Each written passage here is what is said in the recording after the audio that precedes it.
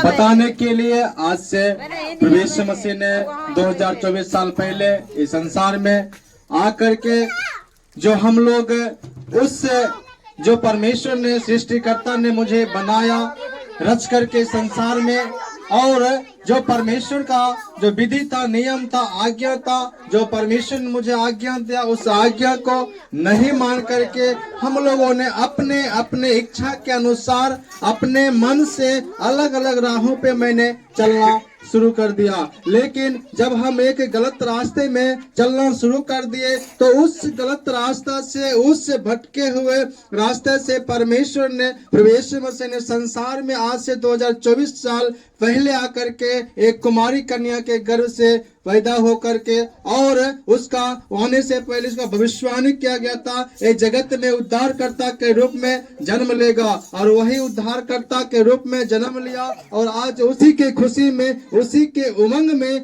आज आप लोगों के बीच में बताने के लिए आए हैं। प्रभु यीशु मसीह हमें एक सच्चा मार्ग को दिखाता है। प्रभु का वचन में लिखा है, सत्य मार्ग और जीवन मैं हूँ। और परमेश्वर कहता है, ऐसे परिश्रम करने वाले और बहुत से दबे और थके हुए लोगों, तुम मेरे पास में आओ।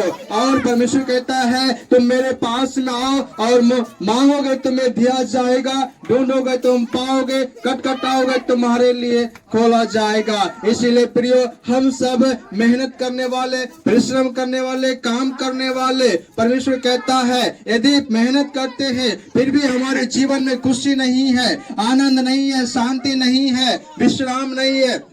हम मेहनत करते हैं आराम पाने के लिए, सुख चाहते हैं, चिंता को दूर करने के लिए मेहनत करते हैं, लेकिन फिर भी हम कई एक प्रकार की बोझ में, कई एक प्रकार की समस्याओं में हम पाए जाते हैं। लेकिन प्रभु कहता है, हे बहुत से दबे और थके लोगों, तुम मेरे पास में आओ। हे मेरे बेटे, हे मेरे बेटी, तुम मेरे करीब आओ, मैं तुम्हें विश्राम दूंगा। तुम किस प्रकार के बोझ में पाए जाते हो? बीमारी के बोझ में पाए जाते हो तो बीमारी के बोझ में, चिंता में, श्राप में, पाप के बोझ में पाए जाते हो। तुम सोच रहे हो कि मुझे कहाँ छुटकारा मिलेगा, कहाँ आजादी मिलेगा, मैं अब बीमारी से दबा हुआ जा रहा हूँ, मैं अब जो है चिंता से दबा हुआ जा रहा हूँ। लेकिन प्रभु का वचन में कहता है, तो मेरे पास में आओ और अपने सारे चिंता, अपने बोझ, तो अपनी समस्या, अपने दुख को मेरे ऊपर डाल दो, क्योंकि मुझे तुम्हारे ऊपर ध्यान है, क्योंकि मैं तुम्हारा उद्धारकर्ता परमेश्वर हूँ। मैंने तुम्हें अपने हाथ से रच करके बनाया।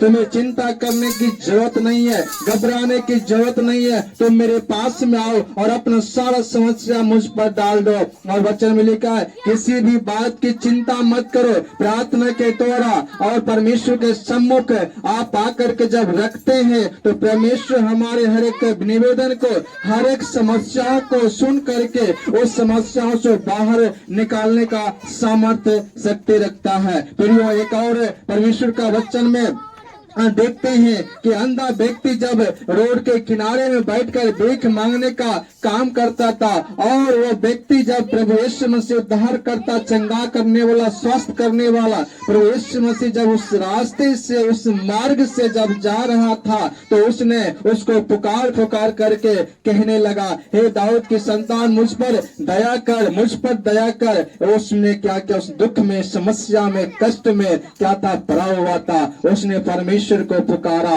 जिस परमेश्वर ने उसको बनाया उसी परमेश्वर उसने पुकारा, और उसके पुकार को सुन करके क्या किया? उनकी आवाजों को रोकने के लिए कई एक लोगों ने प्रयास किया, लेकिन परमेश्वर ने उनका आवाज को सुन करके, जो दुख में था, समस्या में था, उसके ऊपर दृष्टि करके उसको अपने पास बुलाया, और अपने पास बुला करके उससे पूछा, तू क्या चाहता है? आज परमेश्वर हमसे भी और आपसे भी परमेश्वर कहता है, तो मुझसे क्या चाहता है? परमेश्वर बच्चे में लिखा है, उसने कहा कि मैं देखना चाहता हूँ।